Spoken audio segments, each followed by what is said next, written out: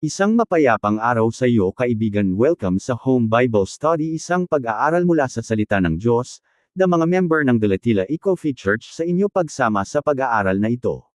Mga mahal naming tagapakinig sa ating pag-aaral sa sandaling ito, ilalagay ko sa perspektibo para sa inyo ang pinakadakila at pinakakilala sa mga panayam ni Jesus.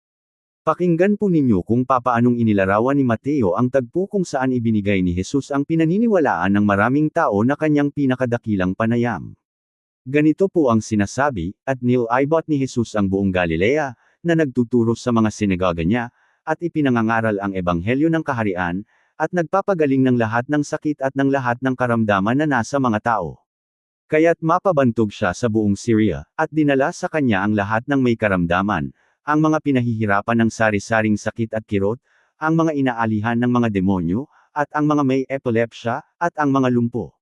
Sila ay kanyang pinagaling, at sinundan siya ng napakaraming tao mula sa Galilea, Decapolis, Jerusalem, Judea, at mula sa kabilang ibayo ng Jordan. Nang makita ni Jesus ang napakaraming tao, umakyat siya sa bundok, at pagkaupo niya, ay lumapit sa kanya ang mga alagad niya, at binuka niya ang kanyang bibig at tinuruan sila ng sinasabi. Ito po ang tagpo para sa marahil ang pinakakilalang panayam ni Jesus, ang Sermon sa Bundok.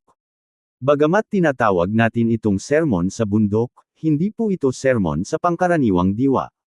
Ito po ay mas katulad ng isang unang pulong ng mga mananampalataya, kung tawagin natin.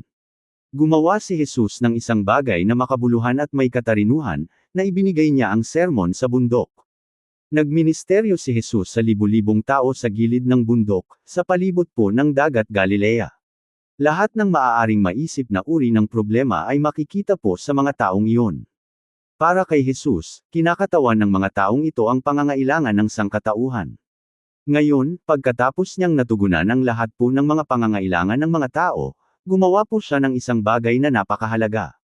Umakyat siya sa tuktok ng bundok at inimbita niya ang ilang mga tao na samahan siya doon, para sa tinatawag po nating ang unang pulong ng mga mananampalataya. Ang bawat isa po ay lumapit sa pamamagitan po ng personal na imbitasyon. Ayon po sa Mateo, Kabanata 3, Talata 13, hanggang 12. Mga mahal naming mag-aaral, ang tagpo para sa katuroang ito, na matatagpuan dito po sa Mateo, Kabanata 5, ika-6, at ika-7, ay tunay pong napakahalaga. Kinakailangang maintindihan po natin, una po sa lahat, ang konteksto ng seremonyang ito. At ang nilalaman nito, ang konteksto kung saan ibinigay ang katuroang ito ay isang pangkalahatang ideya, mula kung saan dapat mong makita ang lahat po ng nilalaman ng tatlong napakahalagang kabanatang ito. May mga kilala akong pastor na nagsasabing, magkaroon ka lamang ng Kabanata 5, ika-6, at ika-7 dito po sa Mateo, maaari mo nang itapon ang natitirang kabanata ng Biblia. Dahil na sinasabi nilang nilagom ng tatlong kabanatang ito ang katotohanan ng buong Biblia. Siyempre, hindi ako sumasang-ayon dahil kapag ginawa ko iyon, kasamang maitatapon ang mga paborito kong aklat ng Biblia. Hindi ko gagawin iyon, ngunit sumasang-ayon ako na sa tatlong kabanatang ito, ibinigay sa atin ni Jesus ang pinakabuod ng mga itinuro ng mga kautusan at mga propeta. Ibinibigay niya sa atin ang pinakabuod ng itinuro ng Biblia, lalong-lalo na po na ang tungkol sa mabuting asal at pakikipagkapwa-tao.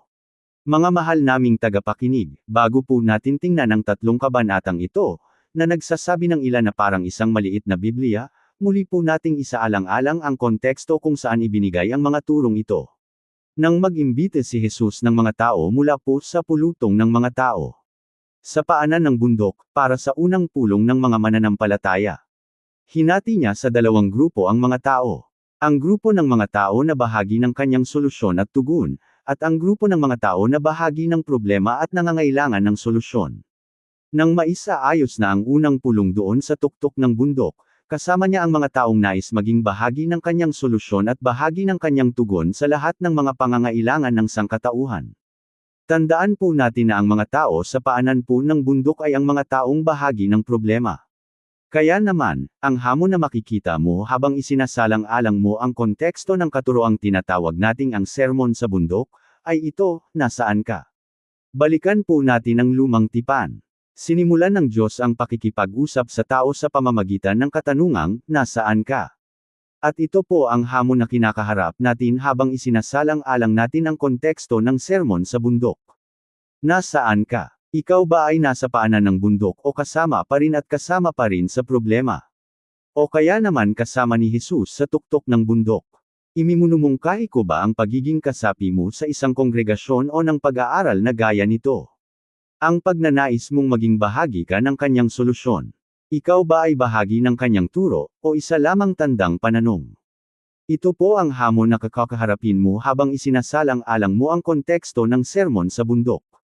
Magpatuloy po tayo. Ayon po kay Dr. Martin Lloyd-Jones, ang konteksto kung saan ibinigay ang katuroang ito ay makikita bilang isang larawan ng krisis na sangkot sa pagiging isang mananampalataya. Ano nga ba ang isang mananampalataya? Ano ang kahulugan ng pagiging alagad ni Kristo? Inilarawan ito ni Juan at Pablo sa termino ng kaligtasan. Minsan lalong-lalo na sa ilang mga talata sa mga sulat po ni Apostol Pablo, o sa Ebanghelyo, ayon kay Juan. Makukuha po natin ang impresyon na ang kaligtasan ay walang kapalit. Hindi sangkot ang pagkakaroon mo ng panata ng katapatan na sa kaligtasan. Ito ay nakasalalay lamang sa gagawin mong pagpapasa.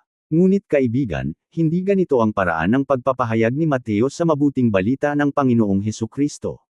Unang krisis na sangkot sa pagiging isang mananampalataya. Makikita mo kaibigan, sa perspektibo ni Mateo, ang pagiging bahagi ng solusyon ay hindi gaanong tungkol sa mga bagay na para sa iyo. Kundi magmula sa simula, sa perspektibo ni Mateo, ang kaligtasan ay ganito. Ano ang para kay Jesus dito? Hindi ito tungkol sa pagiging bahagi ni Jesus sa iyong mga plano. Ito ay tungkol sa pagiging bahagi mo sa kanyang mga plano. Ang hamon na ito, payag ka bang maging isa sa kanyang tugon, o isa sa kanyang solusyon? Payag ka bang ay panata ang iyong sarili sa gawain ni Hesukristo? Ang Panginoon ay isang personang may pangitain o bisyon. Siya ay isang misyonero. Siya ay individual na may misyon.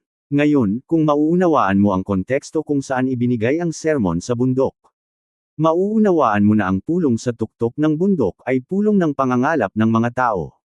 Dito po sa unang pulong na ito, nais ibahagi ni Jesus ang kanyang bisyon sa iba, at nais niyang manghikayat ng mga magiging misyonero na tutulong sa kanya upang maisakatuparan ang kanyang misyon at bisyon.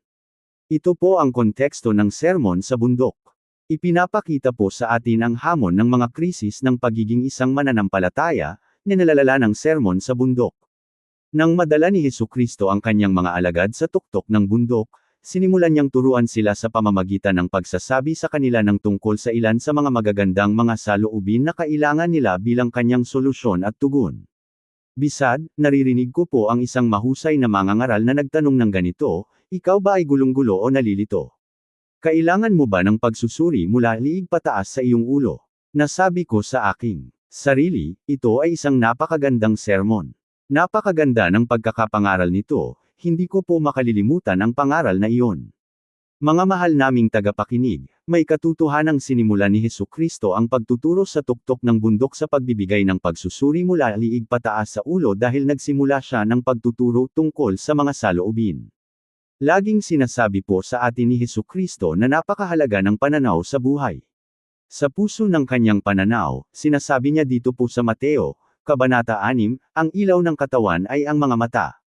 Kung ang mga mata ay buo, malinaw, at malusog, ang buong katawan ay mapupuno ng liwanag. Ngunit kung ang mga mata ay may sira, mapupuno ng kadiliman ang buong katawan. Ang tinutukoy ni Hesukristo na mga mata ay ang iyong pananaw sa buhay, o kung papaano mo titingnan ang mga bagay-bagay. Ang pinakamahalagang mga tanong na maaari mong marinig ay ganito, paano mo nakikita ang mga bagay-bagay? Ano ang iyong pananaw sa buhay? Paano ka mag-isip? Ayon po kay Hesukristo, kung papaano mo nakikita ang mga bagay-bagay ang siyang basehan ng pagkakaroon mo ng liwanag o kadiliman sa iyong buong katawan. Kung papaano mo nakikita ang mga bagay-bagay, ito ang magpapasya kung ikaw ay magiging masaya o hindi sa iyong buhay.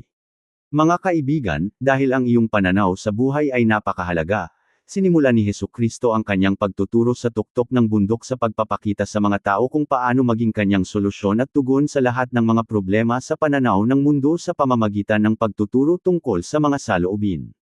Ganito niya sinimulan ang kanyang sermon sa bundok. Mapalad ang mga dukha sa espiritu, sapagkat kanila ang kaharian ng langit.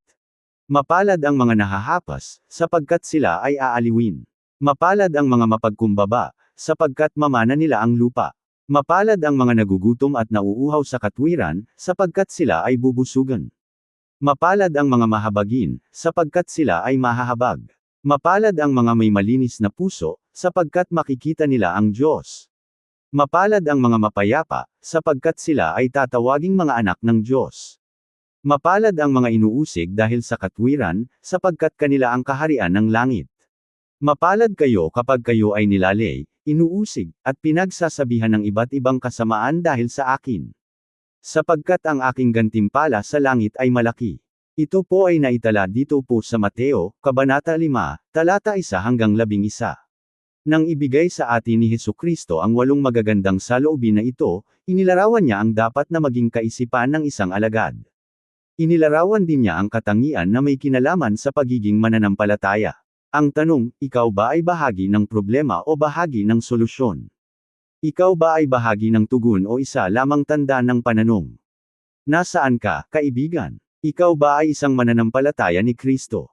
Magaling pong tagapakinig, kapag inaral mo ang nilalaman ng katuroang ito, ang unang bagay na makikita mo ay ang mga katangian na dapat makita sa isang mananampalataya o sa isang tagasunod ni Kristo.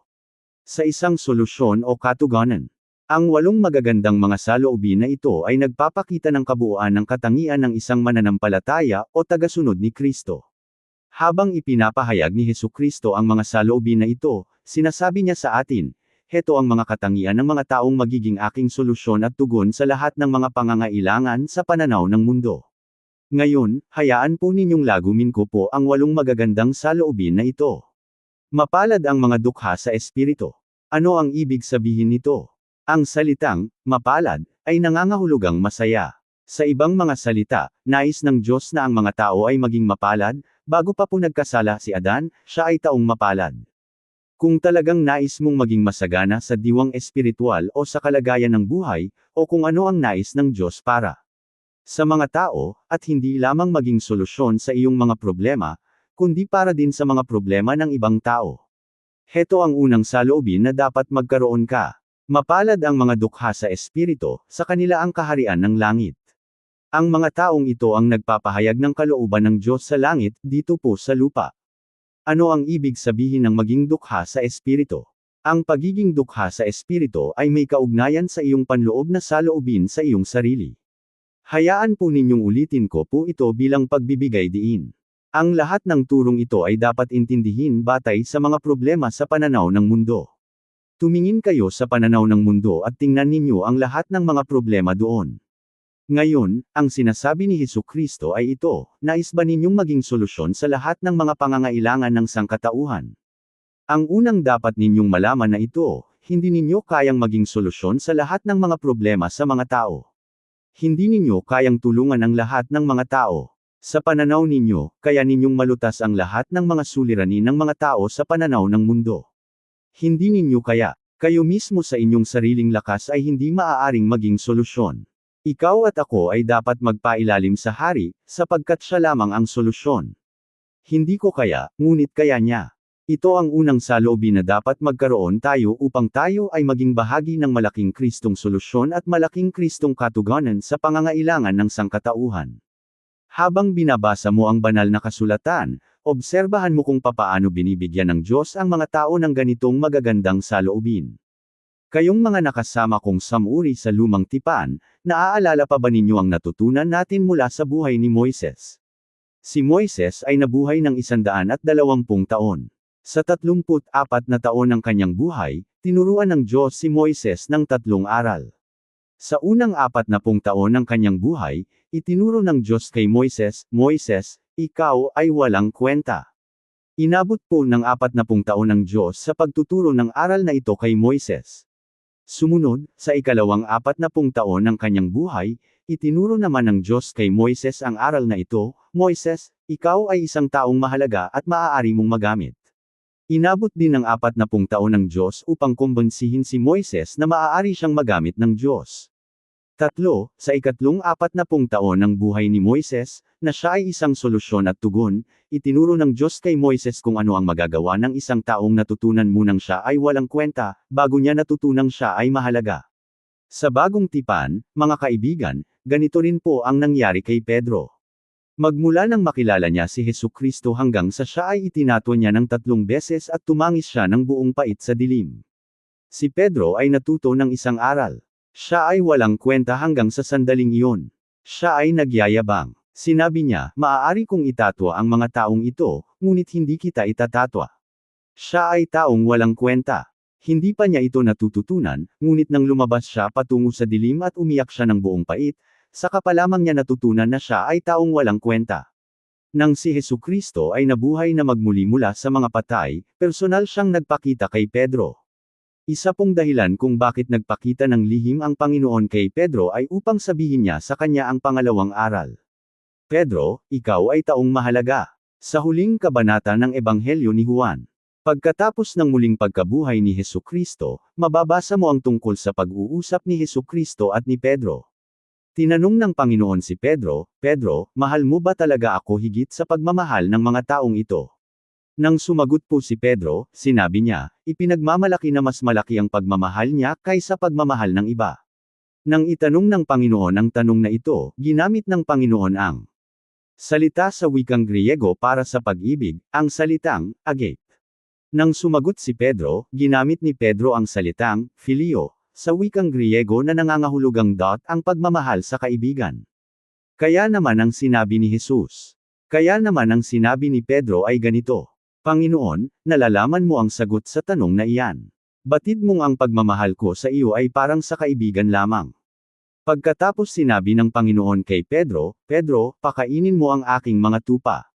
Nais kong pakainin mo ang aking mga tupa. Nakita mo kaibigan na pagkatapos ng muling pagkabuhay ni Jesus, natutunan ni Pedro mula mismo kay Jesus na siya ay taong mahalaga na maaaring magamit ng Panginoon. Magpatuloy po tayo. Sa araw ng Pentekostes, nakita ng buong mundo kung ano ang maaaring gawin ng Diyos sa isang taong mahalaga na nauna munang natutunan niyang siya ay walang kwenta. Bakit bumaba ang banal na espiritu sa araw ng Pentekostes sa pamamagitan ni Pedro? Naniniwala akong ito ay dahil natutunan ni Pedro na siya ay walang kwenta at natutunan din niya na siya ay mahalaga. Si Pedro ay may ideya kung ano ang magagawa ng banal na espiritu sa taong mahalaga na natutunan munang siya ay walang kwenta. Mga kaibigan, ang mga karanasan ng mga taong gaya ni Moises at Pedro ay nagpapakita po sa atin kung ano ang kahulugan ng pagiging dukha sa espiritu. Gamit ang isang salita, ang kalagayan ng biyaya na inilarawan bilang dukha sa espiritu ay ang salitang, kababaan ng loob. Ang kabab ang loob ay isang konsepto na mahirap maintindihan. Marahil narinig mo na kaibigan ang kwento tungkol sa isang pastor na ginawaran ng kanyang kongregasyon ng medalya para sa kabab ang loob, ngunit kailangan nilang itong bawiin dahil lagi niya itong isinusuot tuwing araw ng linggo. Kung iniisip mong ikaw ay mapagpakumbaba, malamang nagkakamali ka. Ang personal at devosyonal na aplikasyon ng unang makapalad ay maaaring ipahayag ng ganito, Diyos ko, hindi ako ang solusyon. Hindi ko kayang lutisin ang aking sariling problema at ang mga problema ng iba. Ngunit kaya mo, naniniwala ako kung ikaw ang nasa akin, maaari akong maging solusyon at tugon. Kung ako ay bahagi ng solusyon, hindi dahil kaya ko, kundi dahil kaya mo. Ito mga mahal naming tagapakinig ang ibig sabihin ng pagiging dukha sa espiritu. Tanungin mo ang iyong sarili. Ako ba ay dukha sa espiritu? Nalalaman ko ba na kung wala ang Diyos, wala akong magagawa? Kung masagot mo ito ng oo, ibig sabihin nito natutunan mo ang unang magandang saloobin. Mga mahal naming tagapakinig, magkasama nating isalubong ang unang makapalad ni Jesus na matatagpuan sa Sermon sa Bundok, na nagsasabing makapalad ang dukha sa espiritu, sapagkat kanila ang kaharian ng langit. Ngayon naman ay isalubong po natin ang pangalawang magandang saloobin. Makapalad ang mga nahahapas, sapagkat sila ay aaliwin. Ang una sa mga bagay na maaaring ibig sabihin ni Jesus sa pangalawang magandang saloobin na ito ay ganito. Tumingin kayo sa pana ng bundok. Nakikita ba ninyo ang lahat ng mga taong nasasaktan?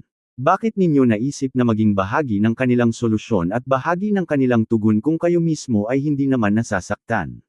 Sinasabing makapalad ang mga nahahapas, makapalad ang mga nahihirapan. Sa pagsusuri po natin sa lumang tipan, napansin natin ang aklat ni Job. Idinagdag ko po sa ating pag-aaral ang salitang tinawag kong, 300 dahilan, mula sa kasulatan, kung bakit nahihirapan ang mga lingkod ng Diyos. Ito po ang isa sa mga dahilan kung bakit ikaw at ako ay nahihirapan. Hindi ka maaaring maging mahabagin kung hindi mo pa naranasang masaktan. Kung hindi mo alam ang pakiramdam ng masaktan, papaano ka magiging mahabagin?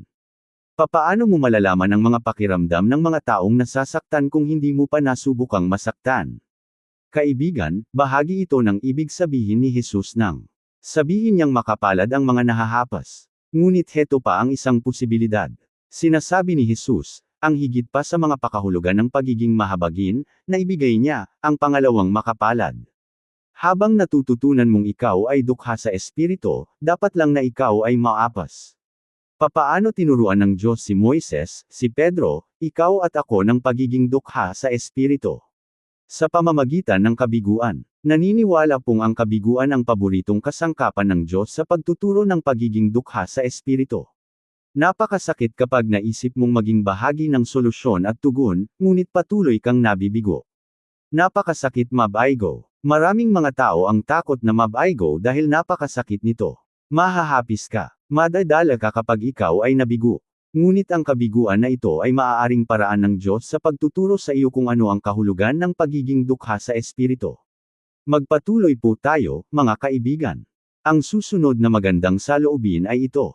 Makapalad ang mga mapagpakumbaba. Madalas mali ang pagkakaunawa ng mga tao sa salitang mapagpakumbaba. Ang konsepto ng kasulatan para po sa mapagpakumbaba ay hindi nangangahulugang kahinaan. Kung babalikan mo ang mga wikang ginamit sa banal na kasulatan gaya po ng Griego at Hebreo, ang konsepto ng salitang mapagpakumbaba ay gaya po nito. Isipin mo ang isang mailap at malakas na lalaking kabayo. Hindi ito maamo, ngunit napakalakas nito. Datapwat kapag nalagyan mo na ito ng kabiseda sa kanyang ulo at sintadera sa kanyang likod, mapapasunod mo na ito at masasabi nating ang kabayong ito ay isang kabayong mapagpakumbaba. Ang salitang mapagpakumbaba ay nangangahulugang ang kalakasan na napamo. Ang pagiging mapagpakumbaba ay pagkakaroon ng disiplina. Nang sinabi ni Jesus, "Pasinin ninyo ang aking pamatok at matuto kayo sa akin, sapagkat ako'y maamo at may mapagpakumbabang puso." Ano ang ibig niyang sabihin? Nang sabihin ni Jesus na siya ay mapagpakumbaba, ang ibig niyang sabihin ay kagaya rin ng sabihin niyang, "Lagi kong ginagawa ang mga bagay na ikinalulugod ng aking Ama." O sa ibang mga salita, sinasabi ni Jesus, "Tinatanggap ko ang kalooban ng Ama at lagi kong gagawin ang nais niya." Mga kaibigan, ang pang-apat naman po ng magandang saloobin na ito. Makapalad ang mga nagugutom at nauuhaw sa katwiran, sapagkat sila ay bubusugan. Ang pangatlo at pang-apat na makapalad ay dapat tingnan magkasama dahil magkaugnay ang kahulugan po nila. Nang matagpuan ni Saulo ng Tarsus ang muling nabuhay na Kristo sa daan patungong Damasco, si Saulo ay hindi mapagpakumbaba. Pinapatay niya ang mga mananampalataya. Inuusig niya ang mga mananampalataya. Sinasabi po ni Pablo o Saulo na siya ay mayroong madarmang pakikipagkita sa muling binuhay na Kristo. Nang magtagpo po si Saulo ng Tarsus at Panginoong Hesukristo, at ang Panginoong Hesukristo, tinanong niya si Saulo, "Saulo, Saulo, bakit mo nilalabanan ang kalooban ng Diyos?" Mahihirapan ka kapag nilalabanan mo ang kalooban ng Diyos. Ngayon ang marinig ni Saulo ng Tarsus ang tanong na ito, sumagot naman siya ng ganito. "Panginoon, ano ang nais mong gawin ko?" Dito po makikita natin na maamo at mapagpakumbaba na si Saulo ng Tarsus at siya ay naging ang dakilang apostol Pablo. Nang si Saulo ay naging mapagpakumbaba, ang unang tanong niya ay ganito. "Panginoon, ano ang nais mong gawin ko?" Sa ibang salita, "Panginoon, ano ang tama?" Sinasabi po sa atin ni Pablo sa kanyang mga sulat, gaya po ng sulat niya sa mga taga-Filipos, na ang kanyang kamanghamanghang kinahuhumalingan, o kaya ay obsesyon, ay upang iyon ay aking maabot kung paano ako ay inabot din ni Kristo Jesus. Nais ni Pablo na malaman ang katwiran. Sa ibang mga salita, mayroon siyang pagkauhaw at pagkagutom para sa katwiran. Ngayon ang pangako ay ito. Kung ikaw ay magiging mapagpakumbaba, at magugutom at mauuhaw para sa katwiran, bubusugan ka ng Diyos. Iminumungkahi ng wikang Griego ang ideyang mabubulunan ka. Labis kang bubusugan ng Diyos ng katwiran kung kaya naman halos mabubulunan ka na. Ngayon kapag ang isang tao ay nabusog ng katwiran, magiging anong uri ng tao siya? Siya ba ay magiging legalistic? Siya ba ay matuwid dahil hindi niya ginagawa ito at hindi niya ginagawa iyon? At hinahamak niya ang sinumang gumagawa ng mga iyon? Siya ba ay ganitong uri ng tao? Anong uri ng tao kaya siya kapag punong-puno siya ng katwiran? Ngayon sa ating pong pagpapatuloy, ang susunod na magagandang saloobin ay nagsasabing mapapalad ang mga mahabagin. Ang salita pong mahabagin ay nangangahulugang mapagmahal. Mapapalad ang mga taong napuno ng pagmamahal na agip ng Diyos. Muli, kung bababa ka mula sa bundok at maging bahagi ng solusyon para sa lahat ng paakit, dapat ay isa kang taong punong-puno ng pag-ibig ng Diyos. Ang napuno ng katwiran ay kasing kahulugan ng pagiging puno ng pag-ibig ng Diyos. Ang maging matuwid ay nangangahulugang maging mapagmahal. Ngayon kapag tayo ay nagmamahal, madalas nagmamahal tayo ng may motibo. Kaya naman ang susunod nating salubuhin ay nagsasabing, mapapalad ang mga may malinis na puso, sapagkat makikita nila ang Diyos. Kapag nagmahal ang mga taong ito, kapag bumaba sila sa paanan ng bundok at lumapit sila sa mga tao at nagmahal. Hindi nila ginagawa ito dahil sila ay may pakinabang na maaaring mapunan ng mga taong kanilang mamahalin. Sila ay mga taong tunay na punong-puno ng pag-ibig ng Diyos. At ang kanilang motibo ay dalisay. Ang kanilang mga puso ay dalisay habang sila ay nagmamahal. Kaibigan, nalalaman mo bang palagi ang pagdududahan ng mga tao ang iyong mga motibo sa paggawa ng mabuti? Bilang halimbawa, kung bibigyan mo ng 1,000 piso ang isang tao, ang tanging sasabihin niya ay, bakit po ako binibigyan ng pera? Bakit po ito ginagawa sa akin? Ano ang gusto mo? Ano ang dapat kong gawin? Ito po ay nagpapakita na kaagad ang pagdududahan ng mga tao ang iyong motibo kapag gumagawa ka ng kabutihan para sa kanila. Ang isang alagad ni Hesukristo na inilalarawan dito ay gutom at uhaw para sa katwiran. Pinuno siya ng Diyos ng katwiran, at ang katwiran na ito ay ipinamalas sa tunay na pag-ibig na nagmumula sa isang pusong dalisay na may mga motibo. Maaari niyang sabihin sa mga tao habang minamahal niya sila, wala ka ng anumang gusto. Nais ko lang na pribilehiyo na mahalin ka ng pagmamahal ni Kristo. Magpatuloy po tayo. Ang susunod na salubuhin naman ay ganito, mapapalad ang mga mapayapa, sapagkat sila ay tatawaging mga anak ng Diyos. Ang konsepto dito na pinagtutunan ng pansin ng mapayapa ay pagkakaisa. Ang alagad ni Kristo na may magandang saloobin ay isang tagapagkaisa. Ang malaking problema sa mundong ito ay ang pagkakahati-hati ng mga tao. Gaya ng nakita natin sa ating introduksyon, tinalakay po ng banal na kasulatan ang pangunahing problema na ang Diyos ay nagkahiwalay. Sa simula ang Diyos at tao ay magkasundo, ngunit pinili ng tao na lumayo sa Diyos at gawin ang kanyang nais. Ang tao ay lumayo mula sa Diyos dahil ang Diyos ay banal. Hindi maaaring makipag-isa ang Diyos sa mga makasalanan at marumi. Ang pangunahing problema na tinalakay ng banal na kasulatan ay ang problema ng pagkakasundo ng pagkakahiwalay sa pagitan ng Diyos at ng tao. Kung ang mga tao ay hindi makipagkasundo sa Diyos, paano nila makikipagkasundo sa isa't isa? Ayon kay Apostol Pablo, ang dakilang mensahe at ang dakilang ministeryo na ipinagkatiwala sa mga alagad ni Hesukristo ay ang mensahe at ministeryo ng pakikipagkasundo. Isinulat po ni Pablo sa mga taga-Korinto ang ganito, lahat ng ito ay mula sa Diyos, na tayong pinagkasundo niya sa kanyang sarili sa pamamagitan ni Kristo at ibinigay niya sa atin ang ministeryo ng pakikipagkasundo. Sa makatuwid, kay Kristo, ang Diyos ay nakipagkasundo sa mundo at sa kanyang sarili, na hindi binibilang ang kanilang mga kasalanan at ipinagkatiwala niya sa atin ang salita ng pakikipagkasundo. Kaya't kami ay mga sugo para kay Kristo, yamang ang Diyos ay nananawagan sa pamamagitan namin. Kami ay nananawagan sa pangalan ni Kristo, na kayo ay makipagkasundo sa Diyos. Mga kaibigan, isa sa mga katangian ng isang alagad ay ang pagiging mapayapa. Dahil sa mga magagandang katangian ng alagad ni Hesukristo, siya ay ganap na Jesus. Sa kanyang aklat tungkol sa mga mapapalad, sinabi po ni Billy Graham, maaari nating isipin na kapag mayroong isang tao na may dalisay na puso, mapagmahal, mapagkumbaba, at disiplinado, lalapit sa kanya ang buong mundo at aawitan siya na siya ay isang napakabuting tao. Ngunit hindi pinarangalan ng mundo ang mga alagad ni Kristo na may ganitong mga saloobin. Ang mga tunay na alagad ni Kristo ay inuusig, bakit? Dahil sila ay mga tagapagkaisa. Mga mahal naming tagapakinig, nais kong ibahagi po sa inyo ang aming karanasan tungkol sa pagiging tagapagkaisa. Noong ako po ay nag-aaral pa sa mataas na paaralan, nag-away ang dalawa sa aking malalaking kaibigan. Kaya't kaagad, inisip ko pong pagkasunduin sila. Kaya naman namagitan ako sa kanilang pag-aaway. Sumuntok ang isa sa kanila, at ako ang tinamaan sa panga. Nawalan ako ng ulirat at hindi ko alam kung gaano katagal akong walang malay. Ngunit nang magising ako, natutunan ko ang isang mahalagang aral sa buhay, ang mga tagapagkaisa ay inuusig at nasasaktan. Kapag ikaw ay tagapagkaisa, saan mo gagawin ang iyong ministeryo ng pakikipagkasundo? Kung sasabihin mo na nais kong pagkasunduin ang lahat ng alitan at pagkakahiwalay, saan mo gagawin ito? Ang sugo ng pakikipagkasundo ay pumupunta kung saan may alitan.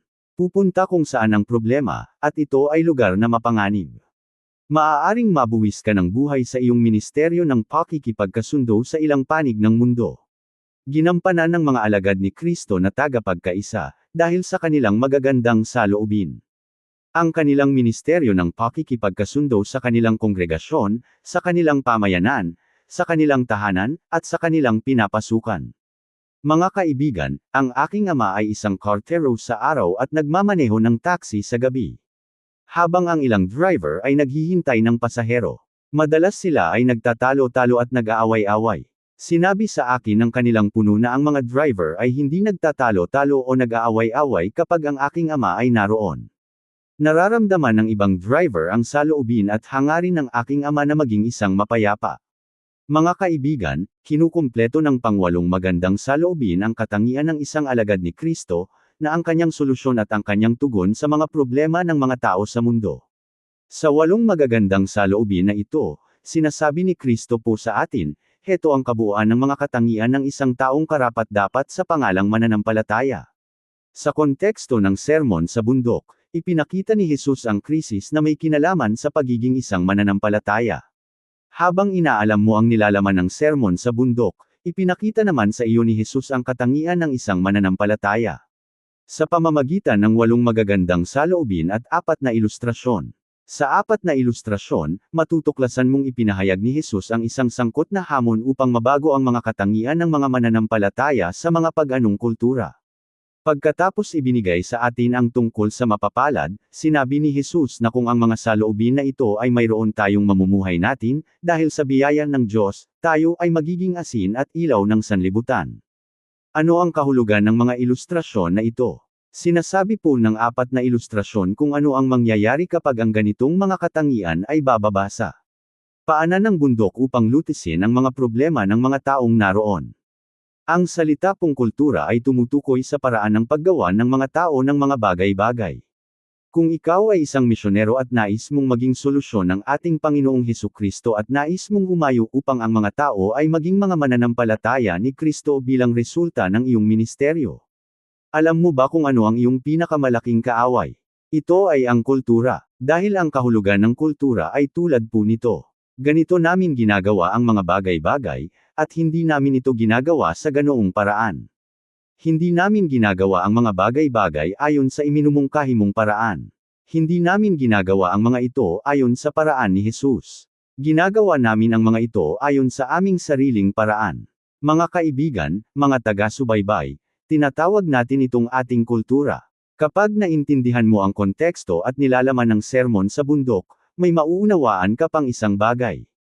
Mauunawaan mong si Jesus ay isang ganap na revolusyonaryo. Dumating si Jesus upang baguhin ang kultura.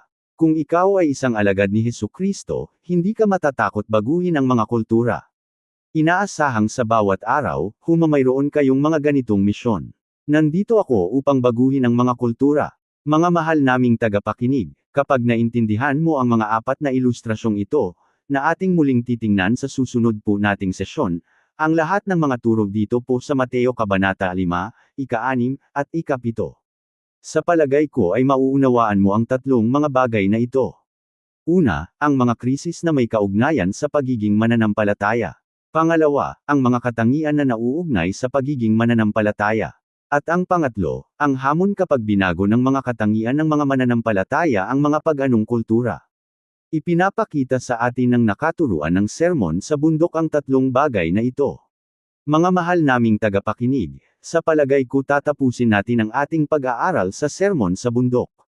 Kung paano natin ito sinimulan sa pamamagitan ng tanong na nasaan ka? Ikaw ba ay kasama ni Jesus sa tuktok ng bundok at bahagi ng kanyang solusyon at katugunan? Una sa paanan ng bundok kasama ang mga tao at bahagi ng problema. Sa diwang espiritual, kaibigan, ito po ang tanong. Nasaan ka? Nasaan ka, kaibigan? Kaibigan, kung ngayon ka lamang naman nakasama, hangad naming nakatulong sa iyo ang pakikinig mo ng aming programa. Hangad naming muli kang makasama sa susunod pang mga pag-aaral. Salamat sa pagsama mo sa amin habang pinag-aaralan natin ngayon sa maraming mga tao ay ang pinakamahalagang mensahe sa buong mundo. Ang sermon sa bundok. Hangad naming ikaw din ay maghangad upang maging bahagi ng solusyon. Amen. Maraming salamat sa pakikinig. Ako si Pastor Jeff Flores, nagsasabing sa Diyos ang lahat ng papuri.